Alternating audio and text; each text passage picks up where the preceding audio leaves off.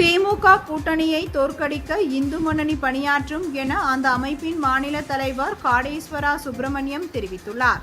இது தொடர்பாக செய்தியாளர்களிடம் பேசிய அவர், ரம்ஜான், பக்ரீத், கிறிஸ்துமஸ் போன்ற பண்டிகைகளை கொண்டாடும் போது வாழ்த்து தெரிவிக்கும் மு.க.ஸ்டாலின் இந்துக்களின் பண்டிகைகளுக்கு மட்டும் வாழ்த்து சொல்வதில்லை என தெரிவித்தார்.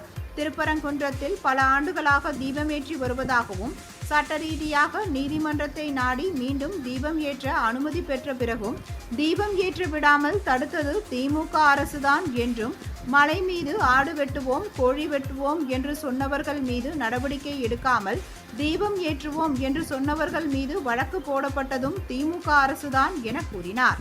திருப்பூரில் குப்பைகளுக்கு சிறப்பு நிதி ஒதுக்கப்பட்டுள்ளது. ஆனால் அந்த நிதி என்ன ஆனது என்று தெரியவில்லை என்றும், அதேபோன்று வரி பல மடங்கு அதிகரித்துள்ளது. இதனால் யாராலும் தொழில் செய்ய முடியவில்லை என்றும் தெரிவித்தார்.